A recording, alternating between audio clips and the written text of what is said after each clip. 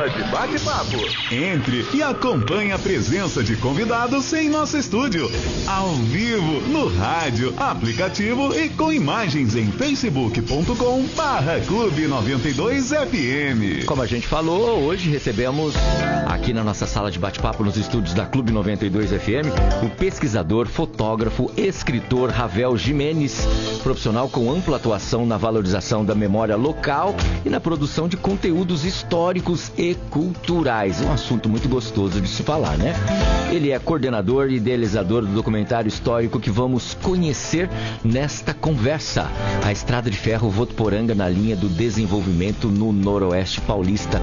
Em agosto de 2024, mês em que Votuporanga completou 87 anos, foi lançado o documentário A Estrada de Ferro Votuporanga na linha do desenvolvimento no Noroeste Paulista, que resgata aí o impacto da Estrada de Ferro araraquarense ou Araraquara, né, no crescimento da cidade, na nossa região Noroeste Paulista, com mais de 60 minutos de duração, 100 imagens históricas e recursos de acessibilidade. Essa produção é o primeiro registro audiovisual histórico de Votuporanga na base da Ancine. Recebendo nos estúdios o Ravel Jimenez. Errei alguma coisa? Boa tarde. Boa tarde a todos. Tudo bem? Acertou perfeitamente, Lobão. Perfeito. Tudo beleza? Tudo beleza, tudo tranquilo. Falar sobre documentário, falar sobre audiovisual, registros audiovisuais, ainda mais históricos de Votuporanga, é um assunto muito gostoso, né? Para nossa cultura, para o nosso conhecimento, fatos históricos. Pra gente começar a nossa sala de bate-papo, Ravel, qual é o título exato do documentário? De onde surgiu a ideia dessa realização? Bem, o documentário ele tem esse nome um pouquinho mais extenso, mas a gente está resumindo aí basicamente até para localização dele nas redes sociais. É Estrada de Ferro Votuporanga, né? Aí a gente colocou complementamos o texto aí do nome para uma questão mais histórica, né? Uhum. Por isso a gente colocou na linha de desenvolvimento no Noroeste Paulista. Mas é importante mencionar por quê. A ideia dele surgiu por um projeto, né, uma lei de âmbito nacional, que é a Lei Paulo Gustavo, que aconteceu, e foram contemplados aí projetos no segmento de audiovisual, e Votuporanga foi contemplada, abriu o edital aqui também, nós se inscrevemos, fomos selecionados, e a ideia de montar esse documentário foi justamente a carência de informações relacionadas à nossa estrada de ferro. Uhum. Então, eu falo que foi um trabalho que teve uma duração só de produção de 9 meses, né? Então é uma gestação, é um filho, né? Literalmente. Isso, e a gente sabe que dá um trabalho muito grande, porque a gente teve que referenciar todas essas informações. E um ponto nostálgico, né, que é a estrada de ferro, né? Quem não andou de trem, né, enquanto existia o transporte de passageiros, hoje infelizmente só o transporte aqui na nossa região de grãos e mercadorias, né? Mas quem não viajava até São José do Rio Preto, sim, até Araraquara, até São Paulo também, que era uma viagem um pouco mais extensa, mas era uma viagem que tinha aquele glamour da estrada de ferro, né? Você tinha as estações, os vagões ali, primeira, segunda classe, sim, o vagão restaurante. Então você existia essa situação nostálgica. Então a motivação foi realmente tentar resgatar um pouco mais dessa história, e como a linha de ferro, né, como a estação foi primordial no desenvolvimento da nossa cidade, Votuporanga. Então a ideia principal foi essa, foi trazer como a estrada de ferro ajudou no desenvolvimento da nossa cidade, como todo o Noroeste Paulista também, porque estrada de ferro era sinônimo de progresso, né? Sempre foi. Sempre foi, né? Sim. Você está falando aí, vai passando um filme na cabeça da gente, porque eu lembro dos bancos de madeira, era criança, ia para São José do Rio Preto, ia com minha família, o cara com aquele capzinho com a roupa de cobrador, sim, sim. Né? Não sei nem se a palavra é essa, cobrador, a gente lembra do cobrador de ônibus. Eu só falo, né? bilheteiro, né? Bilheteiro, pedindo os bilhetes, e a gente preocupado em achar e tal, e o vagão de restaurante, do café, e aquela viagem demorada para São José do Rio Preto, naquele banco de madeira duro, o pai e a mãe levantavam, sentavam no banco da frente, as crianças geralmente deitavam para poder... Eu tenho essa memória memória aí que você estava falando, a gente está lembrando, né? E com isso, houve uma memória pessoal e uma lacuna histórica, né? Que te despertou todo esse interesse para poder fazer a produção desse vídeo documentário. Sim, a Estrada de Ferro é pela magnitude, né? O importante é a gente sempre ressaltar que hoje a gente vive num mundo mais rápido, né? Então fala assim, preciso até uma cidade, São José do Rio Preto. Você tem aí recursos, né, graças à evolução e aos nossos governantes, na maioria das vezes, você consegue ir daqui até São José do Rio Preto de uma forma super rápida, né? Mas nem sempre foi assim. Então nós tínhamos estradas rodoviárias que muitas vezes nem existiam, o termo estrada nem acontecia, né? Porque realmente era uma situação que você não tinha uma rodovia pavimentada, então você não tinha a assistência de postos de combustíveis como tem hoje, e as pessoas realmente preferiam a estrada de ferro. Os carros também, os veículos eram difíceis, né, da gente conseguir, e muitos aí, estamos falando aí no final dos anos 2000, quando realmente aqui na nossa região acaba o transporte de passageiros, mas a gente remete à estrada de ferro. Ela foi inaugurada aqui no ano de 1945. É bastante tempo aí. Isso, então a Votuporanga era recém-criada. Então a gente fala dessa importância de ter a estrada de ferro, e eu posso te dar um exemplo, né, que você comenta dessa questão do transporte, né? Você pega, por exemplo, São José do Rio Preto.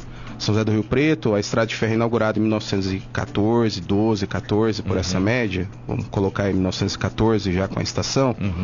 E ela fica estagnada ali porque a companhia Estrada de Ferro Araraquara, os custos eram muito altos para se manter todo esse projeto. Então a companhia ela vivia numa condição financeira muito complicada. E a Estrada de Ferro fica ali em São José do Rio Preto estagnada aí por quase 20 anos. Nossa. Né? E a gente vê como São José do Rio Preto desenvolveu, porque a gente tem que analisar que se torna uma boca de sertão. Porque ao final da linha é o começo da linha. Então pessoas que vinham do Mato Grosso, Minas Gerais, nós mesmos aqui, embarcávamos em São José do Rio Preto, naquela época, como a gente comentou, antes de Votuporanga, né? Ela atravessa a cidade, né? Atravessa no meio da cidade. Sim, porque a cidade ela foi construída em volta da linha, né? Então a gente tem registros, o documentário tem essas informações, porque a gente dividiu ele em 5 capítulos, né? Depois eu vou comentar sobre isso, mas o que acontece? Você via pessoas indo para as capitais e pessoas da capital chegando até São José do Rio Preto, ali que era o limite, em como a cidade desenvolveu. E Votuporanga também, a estrada de ferro ficou 5 anos aqui, até ir depois para Jacilândia, hoje Valentim Gentil, mas à época Jacilândia. Jacilândia é Mato Grosso. Não, Jacilândia aqui. Valentim Gentil tinha o nome de Jacilândia. Entendi. Isso, aí a estrada fica 5 anos aqui, né, parada aqui em Votuporanga. Existe essa necessidade de construção e ampliação, e aí depois vai até Valentim Gentil, e aí depois segue até o final ali da barranca do Rio Paraná ali, hoje é Rubinéia, mas na época da construção ainda Presidente Vargas. Então ela foi mudando, foi evoluindo o desenvolvimento da cidade, e Votuporanga realmente foi muito bem agraciada com a estrada de ferro cruzando o nosso território aqui, né? Então a gente comenta muito sobre isso também no documentário. Quando, para você fazer um documentário desse, você tem que estar envolvido com muita pesquisa, né? Qual o maior desafio para encontrar fotos, documentos e o principal, relatos confiáveis? Essa parte é uma parte extremamente delicada, porque infelizmente pouco se sobrou, né, da história da estrada de ferro Araraquara, e depois acaba virando FEPASA, né, quando o governo do estado de São Paulo assume. Então a gente foi pesquisar através de hemerotecas, através de arquivos públicos. Então a gente tem fontes de pesquisa ali relacionadas ao Arquivo Nacional, ao Arquivo do Estado de São Paulo, ao nosso Arquivo Municipal aqui também, amigos, conhecidos, também pesquisadores da Estrada de Ferro, que, para você ter uma ideia como era complicado essa situação, houve relatos aí de fotos, né, que pesquisadores de outras cidades, eles conseguiram essas fotos que já estavam praticamente sendo descartado. Nossa. Então, quando a Estrada de Ferro Araraquara ela é liquidada de vez e assume a FEPASA através do Estado, muitos desses arquivos eles foram descartados. Alguns foram digitalizados, então a gente conseguiu. E nós... Essa digitalização com a inteligência artificial, você consegue recuperar imagens? Alguma coisa, mas a gente fez alguns testes ainda. A inteligência artificial está caminhando ainda para essa questão. Hoje a gente consegue fazer mapeamento em 3D das estações. Então existe um trabalho, até recentemente estive em São Carlos, e existe um trabalho em cima disso. A estação ferroviária lá também possui uma fundação de memória. E por quê? A gente ir nesses locais para a gente conseguir ter uma referência. Então buscamos informações para trazer. Então durante o documentário a gente tivemos como norte fazer o quê? Vamos referenciar todos os documentos. Então, arquivos relacionados a livros antigos, a inventários, isso foi tudo referenciado, o ano, o local que foi feita a consulta. Hein? Sim, um trabalho, mas a gente fez com todo o carinho, né, para que a população votuporanguense, os estudantes conseguissem ter como fonte de pesquisa, né, porque a gente considera um documentário, sim, mas é uma fonte de pesquisa histórica também. Claro. E para guardar para toda a eternidade depois, sim, sim. A ideia está disponível no YouTube, né? Então quem quiser procurar lá, Estrada de Ferro Votuporanga, só pesquisar nas redes sociais também, Facebook, Instagram, no próprio YouTube, ou pesquisar meu nome, Ravel Jimenez, né? Jimenez com G e final S. Podem pesquisar lá à vontade, vão ter acesso a esse documentário que está lá com quase 9.000 visualizações, que a gente considera. Já. Sim, porque é um documentário histórico e é focado sobre a região de Votuporanga, né? Legal. Então é importante. Você falou da estruturação de captação desses, da fidelidade dos arquivos para a montagem do roteiro, para estruturar o seu roteiro para o documentário, e depois acho que vem uma parte complicada, que é o que eu deixo, o que eu tiro, o que a gente vai deixar no documentário, como que eu vou roteirizar tudo isso aí para trazer um certo equilíbrio, né, para o teu roteiro e para a obra final, né? Isso, a gente fez da seguinte forma, a gente dividiu em capítulos, né? Então são 5 capítulos. O primeiro capítulo o primeiro e o segundo, né, vamos falar assim, o primeiro a gente conta a história de Votuporanga antes de ser Votuporanga. Então contamos quem foi Francisco Schmidt, quem foi Theodor Ville. Então pessoas que vão se familiarizando com esses nomes vão poder ver imagens e um pouco da história dessas pessoas antes da fundação de Votuporanga. Já no segundo capítulo a gente conta a história da fundação, como ela ocorreu, com fotos, né, com documentos históricos, né, com depoimentos na medida do possível. No terceiro capítulo a gente comenta como era as estradas da região, né, como era o transporte, para que as pessoas conhecessem, que as pessoas possam conhecer como era o transporte naquela época, né, bem precário. Aí a gente comenta no quarto capítulo sobre a estrada de ferro Araraquara. Então a gente comenta sobre a cidade de Araraquara, sobre São José do Rio Preto, como foi feita essa estrutura da estrada de ferro. Que era referência aqui, sim, né? Bem resumido, porque no quinto capítulo, que é o maior de todos, a gente foca justamente na estrada de ferro e na cidade de Votuporanga. Então o telespectador, né, a pessoa que for acessar essas informações, o estudante, o curioso, aquele saudosista que tem vontade de relembrar como era o barulho do trem, como era Votuporanga no início, ele vai contar com essas fotos, vídeos. Infelizmente de Votuporanga no início nós não conseguimos, mas nós temos vídeos da estrada de ferro, como foi a sua construção, e as pessoas vão conseguir resgatar essa parte. Então, como foi o desenvolvimento de Votuporanga, aquela região da estrada de ferro ali, o bairro da Estação, Companhia Melhoramentos, como a Avenida Prestes Maia, ela foi fundamental para o desenvolvimento da nossa cidade. Pra ter acessibilidade até a linha férrea, né? A parte da acessibilidade que a gente comenta existem dois tipos de acessibilidade que a gente comenta nessa parte do documentário. A facilidade de você conseguir o transporte do centro para a estação ferroviária e da estação ferroviária para o centro da cidade, com o incentivo da prefeitura, quando foi feito todo o asfalto, toda a estrutura ali da estação, e também a acessibilidade no documentário. Então o documentário ele é todo acessível em Libras, né, que é a língua brasileira de sinais, e também ele tem legenda, ele é totalmente legendado. Então ele tem o áudio o áudio sincronizado com a legenda. Então pode ser utilizado aí para consulta por todas as pessoas, porque tem essa questão da acessibilidade. Para implementação aí da Libras, que a gente vê bastante vídeo documentário, né? Sim, sim. Teve alguma dificuldade para isso?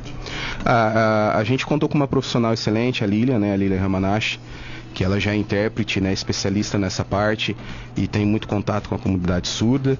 E existe a questão das particularidades, né? Então, no documentário, por exemplo, ele conta com 3 entrevistas. Então, nós pegamos a entrevista de um comerciante da cidade, São Paulo César Rapaz, porque a loja dele utilizava a estrada de ferro para essa situação. É uma enciclopédia de Votuporanga. Isso, exatamente, exatamente. Então, abraço para ele. São importantes, um grande abraço ao São Paulo, ao Douglas Lisboa, que tem um Ford 1929 que foi restaurado. Então, para as pessoas conhecerem como era o transporte na época.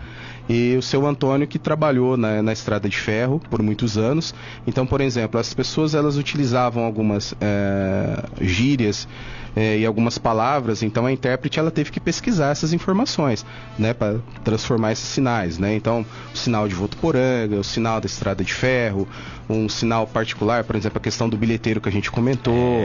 Então é um trabalho de pesquisa das duas fontes aí. A roupa dos bilheteiros era muito elegante. Sim, né? Era todo um glamour, né?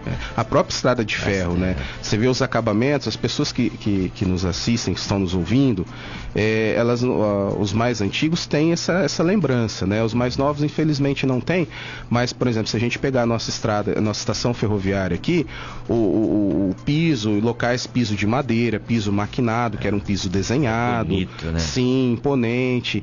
Então, eles eram verdadeiros arquitetos, né, da estrutura. Então você via os galpões, os barracões, tudo com acabamento fino. Que legal. O próprio vagão, né, os vagões, eles eram trabalho com esse acabamento, né? sim, de madeira. Era outro tempo, né? Ô, Ravel, ninguém faz nada sozinho, e uma frase que a gente utiliza muito, que juntos somos mais fortes, né?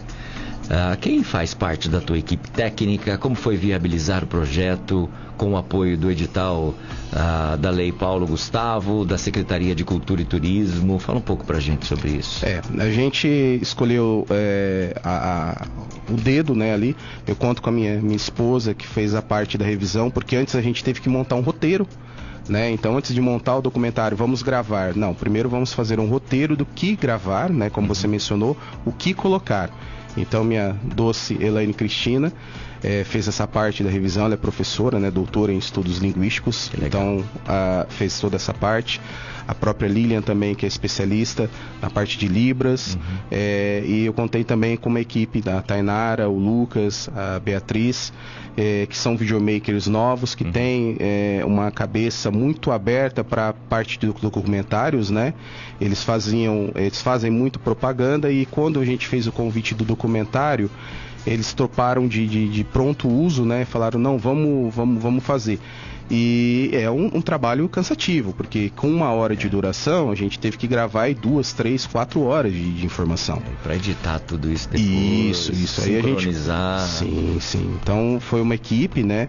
A gente também contou com apoio, com a divulgação nas redes sociais, também nos jornais locais, nas rádios locais, porque é um documento sobre a nossa querida Votuporanga. Então acho que temos que compartilhar, né? Um cineasta como você acaba fazendo de tudo, ou tem só um segmento de pesquisa, de publicação, de roteirista, de filmar, de editar os vídeos, acaba agregando valor de vários setores dentro. Eu agradeço o elogio pelo cineasta, né? Eu acho que a gente, na verdade, é mais um curioso, né? Porque eu falo que a parte histórica, né? Eu sou, por formação, analista de sistemas, né? Trabalho numa empresa de tecnologia aqui em Votuporanga, e a parte da história entrou como um hobby na minha vida, porque eu vi que eu sempre gostei muito de história, né? Na época da escola, os nossos professores de história contavam as partes históricas da nossa cidade, não muito mais a história do Brasil, a história do mundo.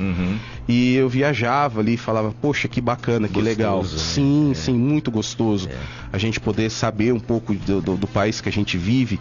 E eu procurei trazer essa situação para a nossa cidade.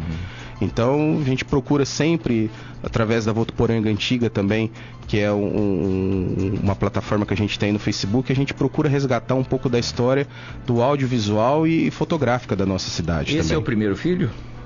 Da parte de documentário, sim. Mas não... E dá para trazer vários outros, né? Porque se for pesquisar dentro da nossa cidade, a construção da igreja, da matriz, construção do primeiro estádio de futebol, e aí são vários... Dá para alinhar várias ideias para fazer outros documentários. Sim, né? Sim. Na área da literatura, em 2019, a gente fez, né? Contando um pouco de algumas personalidades da música, das artes, do comércio aqui de Votuporanga, né?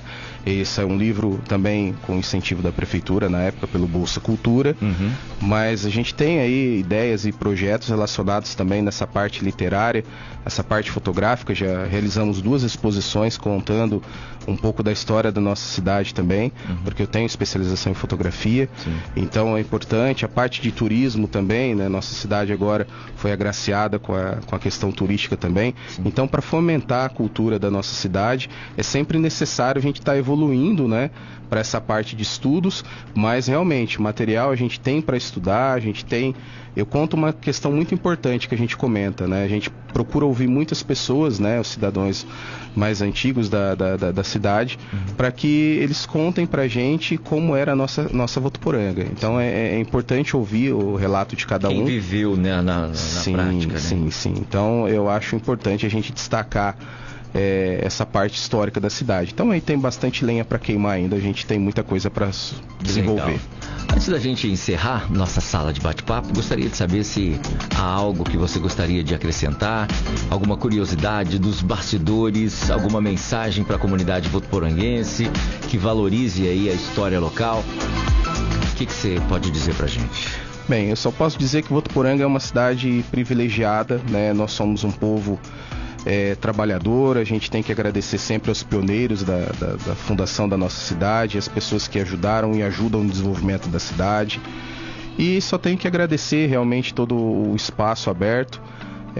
Procuro desenvolver essa parte histórica, porque eu acho que é fundamental, principalmente para a nova geração, conhecer um pouco mais de como era a nossa cidade, e fica o convite aí para conhecer, né? Estrada de Ferro Votuporanga está disponibilizado no YouTube, está acessível a todos, e quem gosta da cidade, conhecer um pouco, seguir a gente nas redes sociais também, @Ravel Jimenez, né? RAVEL Jimenez com G final S, e estamos à disposição ali para conversar, sempre contando um pouco da história da cidade. É isso que eu só tenho que agradecer à cidade de Votuporanga e a todos os votuporanguenses. Sou votuporanguense também, mas agradeço muito essa cidade que acolheu a minha família, e é isso aí. Ravel Jimenez, muito obrigado por dividir com a gente aí essa jornada de pesquisa, produção e memória. É o nosso cineasta votuporanguense. Parabéns pelo seu trabalho, viu?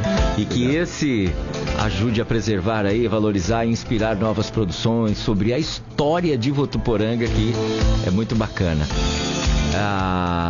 Esse material está disponível no YouTube, como você mesmo disse, né? Com o nome Estrada de Ferro Votuporanga na linha do desenvolvimento no Noroeste Paulista. Que venha outras produções históricas para a gente descobrir um pouco mais sobre a nossa cidade. Obrigado pela tua presença, passando por aqui, vem tomar um cafezinho, fazer uma sala de bate-papo com a gente, trazer mais novidades. Eu agradeço a abertura e principalmente essa motivação histórica que vocês têm também com a cidade. Eu estava falando com o Dirceu aí, 38 anos da parte de FM, então é um trabalho fantástico aí, a gente só tem que agradecer. Muito obrigado. Abraço, até a próxima. Sala de bate-papo. Sala de bate-papo. Entre e acompanhe a presença de convidados em nosso estúdio, ao vivo, no rádio, aplicativo e com imagens em facebook.com/Clube 92 FM.